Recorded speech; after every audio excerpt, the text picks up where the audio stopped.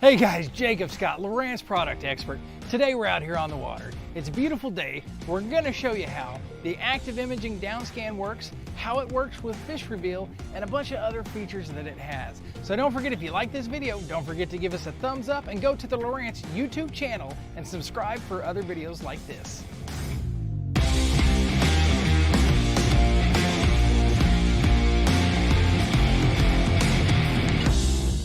Some of you may be asking, what exactly is active imaging? Well, I'll tell you a little bit about it. It's our new technology that we use with the HDS Live. It also works with the TI2s, and not to mention the HDS carbon units. It's a new scanning technology that we use that gives us unbelievably clear images. It gives us high resolution images. It gives us 150 feet at 800 kilohertz to each side of the boat, so that covers 300 feet of water.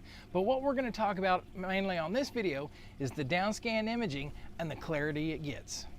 One of the first things I want to talk about with our downscan imaging is our new user interface on our units. As you can see, used to you had to go into the side scan and then you had to go to the views to select your down scan. Well, now we've split all of that out. So you have side scan, down scan, 3D. It's all got its own icon. So we're going to go ahead and hit the down scan. We're going to start looking. All right, you can see this area that we're in. It's got a lot of boulders and stuff in the water. And the area we're in, you see a lot of these fish reveal arches. That's because this area has a high concentration of white bass, and then another type of fish called a spoonbill or a paddlefish. There's a lot of those in this area, and those are what these really giant marks are that you see around here.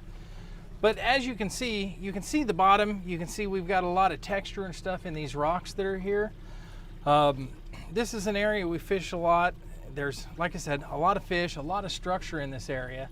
As a matter of fact, we're approaching one area up here that's just got this really high pillar of rock that comes up out of the water. If you look over here to my left-hand side, you can see we've got a bunch of chunk rock up on the bank. As you can see, we're coming up on this pillar that I was talking about, this big rock outcropping. You can see my auto range is jumping. I'm going to go ahead and just put us back here at 40 feet so you can see the whole thing. You can see the bottom, you can see the jump. We'll actually change it a little bit to 30 feet right there. But you can see how high up out of the water that comes.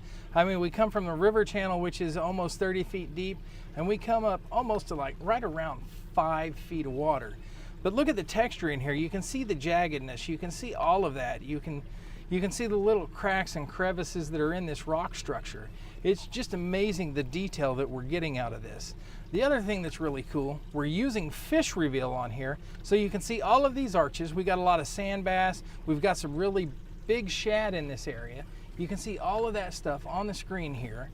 You can see a lot of it. You can see it right here where we drop off, how the fish are stacking up on the drop off of this area. It's just really amazing. So when you're out here, there's a couple of things. Typically, I leave my contrast in auto, but if I turn my contrast up, you can see the screen gets brighter. It starts washing things out. If my screen's a little too bright, I can drag it down, but if you drag it down too far, you get to where you're not seeing anything but a black screen. Again, like I said, I like to just kind of keep it in auto because it self-adjusts the power for what we're seeing on the screen. Okay, so we have a number of color palettes that you can use. People always ask, well, what's the best color palette to use? And to be honest, that really just depends on the person and what they like to look at and what they can see the best. I like this number one. It's kind of a greenish blue, but we have 10 different palette choices. You know, here's a white palette. Some people may like this one better because they can feel like they can see it better. This one is a really good palette for the daytime. You know, number 4 is another palette that a lot of people use. 5, 6. I mean, they're all really good palettes. It's just going to depend on what you like looking at the best. Don't let somebody tell you you have to use this palette color. Choose what's best for you and what you like to look at, because you're the one on the water with it, not them.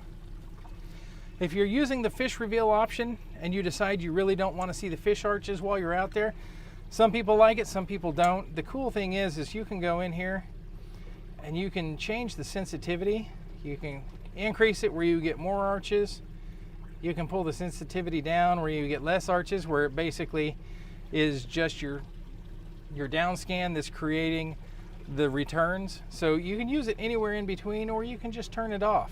So there's those options for you.